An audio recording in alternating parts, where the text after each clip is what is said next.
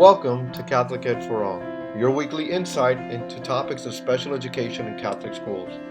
My name is Dr. Raul Escarpio, and I invite you to join me each week as we learn how to be more inclusive in Catholic schools and continue to live out St. John Paul II's message of open wide the doors to Christ.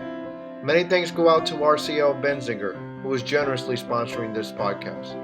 RCL Benzinger enriches the worldwide Catholic community by providing the most engaging and highest quality resources, programs, and services rooted in the rich and diverse tradition of the Catholic faith. And now, on to our show. On the show today, I am joined by Maggie Hubbard, former Director of Special Education for the Archdiocese of Washington, D.C. Schools, and currently a coach with Academy of Catholic Educators, ACE, at Notre Dame of Maryland. Hello, Maggie. Welcome to the show, and thanks for being here. Thanks, Raul. I'm very happy to be here with you. I am delighted to have you. Maggie, can you please tell the audience a little bit about yourself? Well, I spent 30 years working for the Archdiocese of Washington as a teacher, an administrator, and then as the Director for Special Education. I am absolutely passionate about inclusive education in Catholic schools. I believe completely and totally that Catholic schools are the appropriate place for students with special needs. I am an excited new coach of teachers, and then on the personal side, I'm a proud mom of 4, grandma of 5, and my husband Steve and I have been married for 43 years. Wow, fantastic. Hearing you say that you have a passion for kids with special needs, you're like my sister from another mother. I love hearing you say that. So, Maggie, as a former SPED teacher, and myself, and you as a SPED director, I'm sure you got some stories. You got some war stories about kids that you worked with. Can you share some of your experiences as a former SPED director? Sure. I think that my experiences with as a special education director, I've seen a little bit of everything, successes and struggles. I think that my excitement, the things that were the most fun in that job were those opportunities where I got to go into the schools and sit down with teachers, and we could push our sleeves up and we could problem solve. And I could give them the confidence to go in and work with kids that they were uncomfortable with, and then be successful. Because when they were successful, then all of a sudden it demystified the whole thing. It was like, oh, I can do this.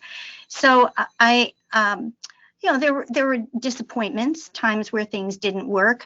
But then the other part of doing this job and being a special educator is that opportunity to take a step back and say, okay, that this is an opportunity to grow. This is a place where we can say, what didn't go well in this situation? And what can we change so that the next child who looks like this one will be more successful with? So I think we've had, I have been really, really proud of some of the successes that we've had and how flexible some of the schools have been in order to help kids. And that shows what special education is all about. It's sometimes just about being creative. And while I knew that coming into this job, spending 6 years really in the trenches with it showed it to me all the more. Absolutely. Fantastic comments. Fantastic. So let's talk about your experiences helping students with these special needs, especially learning to read. Can you tell me some details about when you were a first grade teacher, and then later on how you were helping these students learn to read? Sure. Any area in particular, or shall I try to? Let's be broad. Go broad at first, and then just make it detailed if you want. One of the things that I really felt was important as a first grade teacher, because I think that this is true in any grade, but I particularly thought it was important when I was working with early readers, was the opportunity for them to hear and for me to model what good reading was. So one thing I spent a lot of time doing was shared reading, and giving them the chance to hear me read. I did lots and lots of think alouds so that I could model what problem solving was. This is how this is a tough word. What are the things I can do to figure out what this word is? And I'm thinking this about what's going on in this story. What are you thinking? So, and then I was also modeling fluency and how you pause at periods, how you raise your voice at question marks, raising your voice to get excited about things. So that I thought was absolutely essential to that broad idea about what does it look like and sound like for an experienced reader. Obviously, in the lower grades, there is a focus on letter-sound relationship and breaking the code, helping kids understand that, in fact, that's one way to learn how to read. And of course, that is often a place where our kids with disabilities struggle. They have trouble understanding all of those sound symbol relationships and how things blend together, how the sounds blend together to make words. It doesn't always make sense to them. And so, as a teacher of young early readers, trying to help them see that the way the code works, and how putting all those sounds together make words that and that those words are the ones that are on the page, and that's how we read. That's how it all comes together. Obviously, working on sight vocabulary, I loved having word walls in my classroom. I will say a lot of times I see word walls in classrooms now, and I don't think that teachers necessarily use them to their best advantage, because they should be interactive. They should grow. They should reflect what the kids are seeing and reading about on a daily basis. So I found my word wall to be extremely important in helping with sight vocabulary, but also making sense of the language that the children were seeing when they were reading. And then also giving kids an opportunity to read at their level, and making sure that they were having opportunities to both work at within their zone of proximal development, but also giving them a chance to read something that they actually could read and feel successful, like I am a reader. Because if they go into it and think that they're not a reader, then we've got two battles to fight. One is the fact that they might be struggling, and another is the fact that they don't think they can do it. Absolutely. But those early successes, Maggie, and I know you hit upon it, but I want to reiterate those early successes with students, whether they are typical or they are exceptional learners, are necessary to build those blocks on.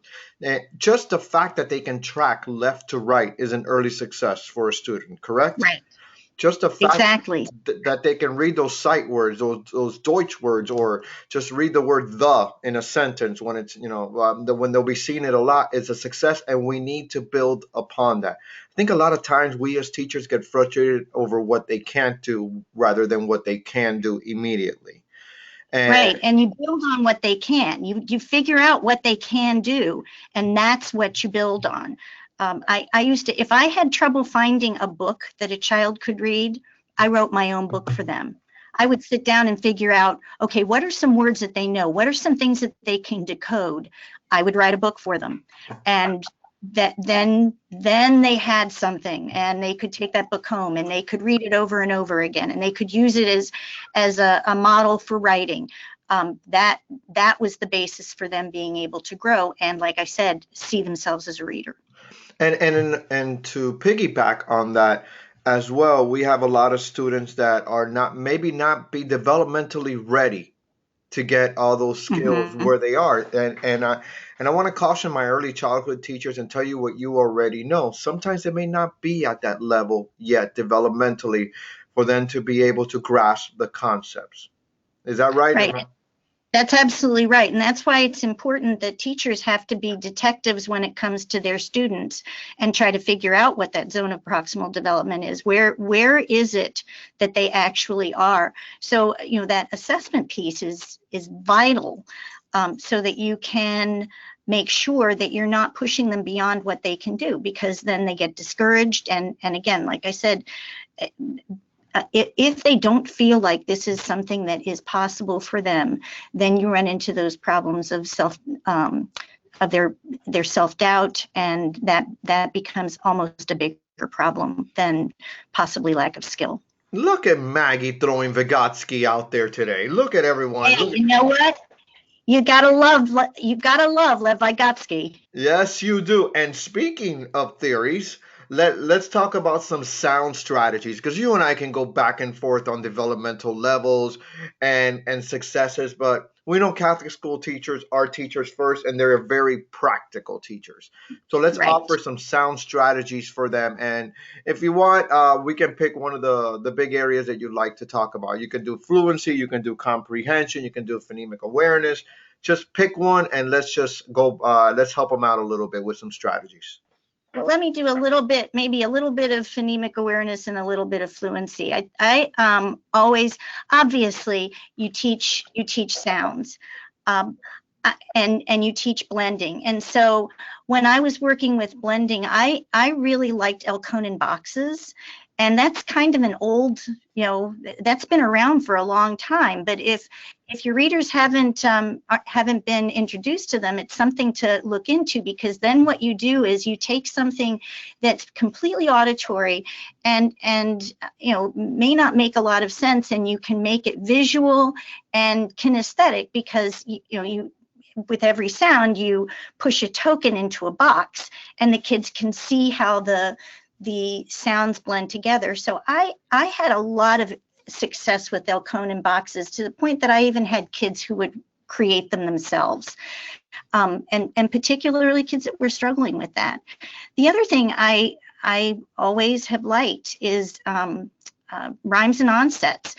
There's some kids that just are not going to be able to be effective blenders, and so when you put a rhyme together, and they can take a look at part of the word as a single unit and not have to worry about trying to blend each sound, it makes it more accessible to them. And then the nice thing about that is I used to have anchor words. So, our anchor word for the at words. Here's our anchor for the ed words, things like that, so that they could get an opportunity to, basically, you're only having to blend two things together. And then that also gave them, when you're reading and you hit a word that you don't know, you can say that the kids don't know. We want them to get to the point where they can say to themselves, is there something about that word that I can see that I know? And if you've taught them about chunks, which would be part of the rhyme, then look for those. And in terms of fluency, I found repeated readings to be very, very important. Yes, particularly if you do it over several readings, the kids get to the point that there is a level of comfort with the text. And yeah, in some situations they may have already memorized it, but then what they're doing is they are experiencing fluency, and they are experiencing what it feels like to be a fluent reader. And that's what their goal is. We want them to get to the point where they're reading so easily it sounds almost memorized. But when they are struggling with some of the vocabulary and they can't decode it, or they don't get that cadence, repeated readings are vital to that ability to be able to to read fluently and to practice it. And then also it works on their sight vocabulary, because when you have them doing the repeated reading, you're also having them track, you're having them make sure that they're focusing on the words. So those were a couple of things that I found to be extremely successful. Also making that connection to writing, I think, is making sure you have a reading writing connection is, I think, important for kids. Fantastic. I'm a big fan of repeated readings. And if I can also add, when you say that it teaches them to be fluent in a passage, it also teaches them what a passage should sound like when it's being read. Right. All those times. I mean, something as simple as that. People can say, "Well, duh," and we're like, "Well, yeah," because maybe they haven't been exposed to what a passage should sound like when they're reading it themselves. So, I mean, just to gain those early successes is necessary. Right. And I want to emphasize, these are all strategies that you use with all kids. These aren't things that you just do with kids with special needs.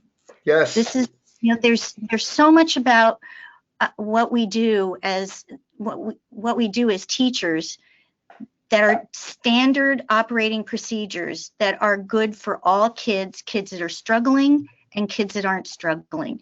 So you have to remember that the bags of tricks we come in with are often the same tricks that are used by special educators. You hear that, everybody? It isn't only for our babies. It isn't only for our kids with special needs. These strategies work for all. Maggie, agree with me. If we differentiate for one, we differentiate for everybody, right? That's absolutely right. Absolutely. Maggie, before I let you go, because, I mean, obviously, you know what you're talking about, and we can spend a lifetime talking about this. Maggie, what should Catholic special education look like? Catholic special education should look like love. I know that's very broad, but no, it's not. It's fantastic. Go ahead. That's what it's all about. We Catholic schools, I think, are uniquely situated to be places for students where students with special needs can succeed because of the fact that we are called to look in the faces of every one of our students and see Christ. And we are called to help all of our students reach their full potential. And I know that's, when you're sitting in the classroom and you've got a lot of things going on and it seems hard, it's hard. But what gets us to come back is the call to love. And I think that's the piece that we as Catholic educators bring to the table that is unique to us. Fantastic. What a beautiful thought. Beautiful. Maggie, I have thoroughly enjoyed my time with you and thoroughly enjoyed you sharing with our audience and learning a few things from you, from your experiences. I thank God that you joined us today. I offer you nothing but prayers and blessings as you continue your mission as a former director and now a coach. I'm sure those teachers are going to be blessed to have you. I thank you so much. It's been great. Oh, thank you so much. God bless you, and I hope you have a great day. Well, that's it for this week. If this podcast was a blessing to you, can you please head over to iTunes and subscribe and give us a review or a rating? It really does help other Catholic educators find the podcast and use it as a resource. Thanks again to the amazing people at RCL Benziger for generously sponsoring this podcast. Check out their new resource for Catholic schools, Blessed Are We, Faith in Action, which enables teachers to share the love of Christ with children who have special needs. Visit rclbenziger.com to learn more. Join me again next time as we continue to advance God's kingdom by including all of God's children in Catholic schools and faith formation. Until then, this is Dr. Raul Escarpio. Thanks for listening, and may God bless your day.